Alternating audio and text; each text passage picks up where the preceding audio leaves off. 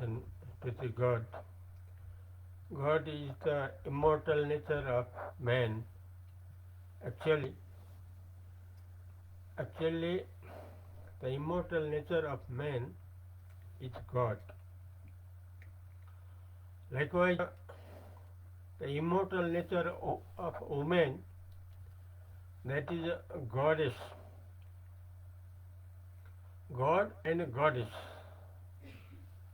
Immortal nature of man and woman, uh, the God and goddess. And nature the nature of God and goddess is a pure consciousness.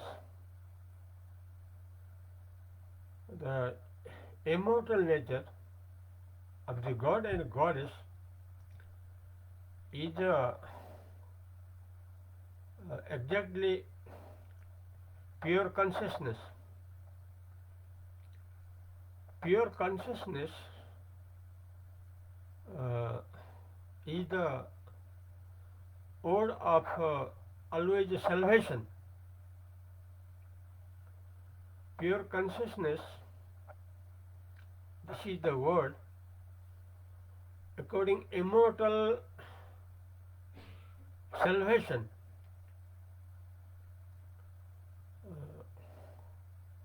So we all belong according God and goddess, that is according pure consciousness,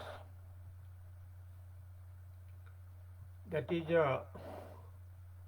according Sanskrit Ananda Paramananda, Bodha Paramatmananda, according Sanskrit word Ananda Paramananda, Bodha Paramatmananda. Now, according date, now means 2025 New Year, the first month, January. Uh, the first month is January. That is 23rd. 23rd today. Today, Thursday. According Hinduism, Magha Krishna Paksha Navami Tithi. Today, Brihaspati Bar. According Nepal Bikram Samvat date 2081. And the month Magh 10 Gate. Bihibar. This presenting from Nepal country, from Nepal Bhairava, Parasi, Palpa, Tansin and Butol city. And presenting by the President of Immortal Presence Center from Nepal country about our immortal nature of man and woman, that is a God and a goddess. And the immortal nature of God and goddess is a pure consciousness. Pure consciousness, according Sanskrit language, Ananda Paramanand, Bodha Paramatmanand, means according English, Ananda Paramananda, full of pleasure, always full of pleasure. This is from the knowledge of pure consciousness, from the knowledge of pure consciousness, that is full pleasure according God, full pleasure according God, which we are exactly. Now I describe in Hindi language and Nepalese language. अभिवादन परमात्मा को। परमात्मा जानने के लिए जो जनना मर्दाना है, हम लोग जो हैं, असली स्वरूप जानना होगा। वो है मर्दाना का असली स्वरूप है देवता। मर्दाना का असली स्वरूप है देवता, और जो औरत का जो असली स्वरूप है वो देवी है। औरत का जो असली स्वरूप है वो देवी है। इसलिए संसार में जो कोई भी मर्दाना और औरत है, हम लोग वास्तव में देवी देवता हैं, अर्थात देवता देवी हैं। और देवता का स्वरूप है शुद्ध चैतन्य, वैसा ही देवी का स्वरूप है शुद्ध चैतन्य। शुद्ध चैतन्य एक ही है। शुद्ध चैतन्य जो है वो एक ही है। उसी को परमात्मा कहा जाता है, जिसको आनंद परमानंद बोध परमात्मानंद का अनुभव स्वतः होता रहता है। देवता का वास्तव स्वरूप, देवी का वास्तव स्वरूप है एक शुद्ध चैतन्य परब्रह्म परमात्मा। ये जो है आनंद परमानंद बोध परमात्मानंद, यहाँ एक ही है। इसलिए वेद का निचोड़ वेदांत कहता है एक ब्रह्म द्वितीय नास्ति, एक ब्रह्म के अलावा कुछ भी नहीं है। इसी को लेकर कहा गया है कि आनंद परमानंद बोध परमात्मानंद। इसका दूसरा अर्थ है अहम ब्रह्मास्मि। दूसरा अर्थ है अहम ब्रह्मास्मि, हम लोग ब्रह्म हैं। एक ब्रह्म द्वितीय नास्ति, एक ब्रह्म ही सदा सत्य है, इसके अलावा कुछ भी नहीं है। इसका मतलब है ब्रह्म और जो दिखाई दे रहा है सब ब्रह्म रूप है। इसलिए ब्रह्म और ब्रह्म रूप से भिन्न अलग कुछ भी नहीं है। एक ब्रह्म द्वितीय नास्ति, ये वेदांत का घोषणा है। इसलिए हम लोगों का चाहे मर्द हो चाहे औरत हो, असली स्वरूप है देवी देवता। देवी देवता का असली स्वरूप है पर ब्रह्म परमात्मा, जो शुद्ध चैतन्य, जिसको आनंद परमानंद बोध परमात्मानंद कहा जाता है।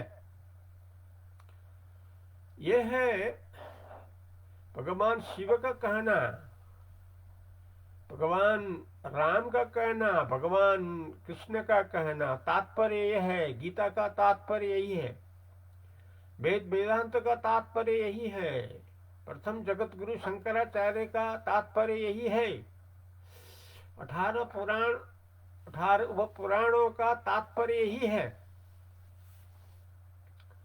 जो वशिष्ठ भगवान कहते हैं आखिर यही कहते हैं।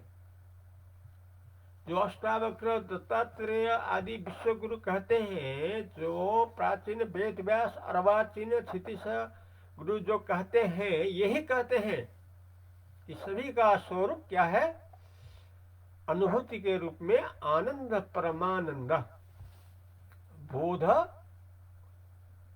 परमात्मानंद, यही कहते हैं विश्वगुरु अष्टावक्र। क्या कहते हैं? आनंद परमानंद सबोध तोम सुखम चर। शिष्य को गुरु ये बतलाते हैं। काहे कि कहते हैं यत्र विश्वमिदं भाति कल्पितम रज्जु सर्पवत्। कहते हैं जो संसार दिखाई दे रहा है वो रसरी में सांप की तरह दिखाई दे रहा है। वो सांप भी 3 तरह का, गोमन सांप, तमरूपी सांप, रजरूपी सांप, सत्वरूपी, अर्थात तीनों जो है तम रज सत्तो, इसका प्रभु है। देवता के भी देवता है शिव, गुणातीत है शिव, गुण के अतीत है शिव, इसलिए सत्व गुण से भी अतीत है शिव, जो है जिसका स्वरूप आनंद परमानंद बोध परमात्मानंद। अकॉर्डिंग नेपालीज ल्याङ्ग्वेज अभिवादन परमात्मालाई परमात्मा हामी सबैको यथार्थ स्वरूप हो। कसरी यथार्थ स्वरूप हो भने सारा स्वास्नी मान्छे लोग्ने मान्छेको यथार्थ स्वरूप हो देवी देवता। सारा संसारका स्वास्नी मान्छे र लोग्ने मान्छेको यथार्थ स्वरूप हो देवी देवता। मनको साक्षीलाई देवी देवता भनिन्छ। जसले मनको कुरालाई जान्दछ उहाँको नाम देवी देवता हो। यही श्रुति भन्नुहुन्छ, यही वेद माता भन्नुहुन्छ। यसरी सारा जो मर्दाना जनाना हो सबको यथार्थ स्वरूप देवी देवता। देवी देवताको वास्तव अनुभव हो शुद्ध चैतन्य, एक ब्रह्म। शुद्ध चैतन्य एक ब्रह्म।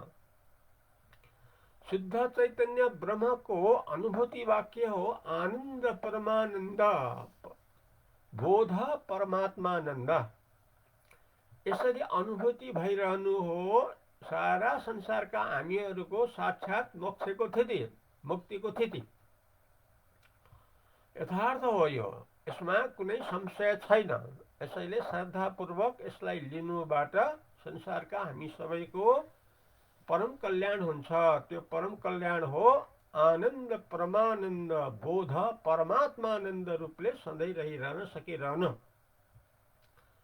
किनभने वेदान्तको महावाक्य प्रमाण हो एक ब्रह्म द्वितीय नास्ति। एक ब्रह्म मात्रै सधैँ सत्य हो, वास्तवमा अर्को कुनै केही छैन। यसकारणले हामी सबैको स्वरूप हुन आउँछ ब्रह्म। ब्रह्म भनेको शिव। वेदान्तले भनेको छ ब्रह्म र शिव एउटै हो। फेरि वेदान्तले भनेको छ आत्मा र ब्रह्म एउटै हो, अयम आत्मा ब्रह्म भनेर। यसरी चाहे आत्मा भनौँ, चाहे परमात्मा भनौँ, चाहे शिव भनौँ, चाहे ब्रह्म भनौँ, यो हो अनुभूतिको वाक्य आनन्द परमानन्द बोध परमात्मानन्द। यही नै सारा विश्वगुरुहरूले एक स्वरमा भनिरहनुहुन्छ। यही नै मुक्ति शास्त्रहरूले हामीहरूलाई यही एकै स्वरले भनिरहनुहुन्छ। त्यसकारणले सधैँ भएको वस्तु हो आनन्द परमानन्द बोध परमात्मानन्द मात्रै। यस प्रकारले रहिरहनु हो जीवन मुक्त देहमुक्त। यस प्रकारले रहिरहनु हो संसारका हामी सबैको स्थिति जीवन मुक्त र देहमुक्त। यति बेला वर्तमानमा हामी मुक्त रूपले रहन सकेनौं भने भविष्यमा कहिल्यै पनि रहन सक्दैनौं। यदि वर्तमानमा हामी बुद्धिपूर्वक परमात्मा रूपले अर्थात् मुक्त रूपले जीवन मुक्त देह मुक्तले रहिरहन सकेनौं भने भविष्यमा कहिल्यै पनि हुन सक्दैनौं। फेरि 84 लाखको जन्मको चक्र फर्किन्छ। सारा हामी मानिसहरू 84 लाख जीवन पार गरेर आएका छौं मुक्तिका लागि। यदि अहिले समयको दुरुपयोग गरेर परमात्माको अनुभव नगरेर मिथ्या संसारको अनुभव गरेर बसौं भने फेरि हामीहरूको 84 लाख जीवनमा परिणत हुन्छ। निश्चित कुरा हो, यो वेदको घोषणा हो। वेदको घोषणालाई स्वीकार गर्यो भने संसारका हामी सबैको परम कल्याण हुन्छ। त्यसकारणले समय भविष्य कसैको पनि निश्चित छैन। वर्तमान समय सबैको समय हो। वर्तमान समयमा हामीले निर्णय गरेर हामी दृढमा रहेनौं भने फेरि मायाले हामीलाई 84 लाखमा लैजान्छ। माया बडो बलवान छ, माया शक्ति बडो बलवान छ। त्यसलाई परमात्माको ज्ञानले मात्रै जित्न सक्छ। त्यसैले परमात्माको ज्ञानमा हामी रहिरहन सकेन भने फेरि मायाले छप्छ र मायाले यत्रो विश्व ब्रह्माण्ड बनाएर हामीलाई नचाइराखेको छ भने हाम्रो भविष्य 84 लाखमा 84 लाख जीवनको चक्रमा घुम्छ। त्यसलाई हामीले जित्न सक्दैनौँ।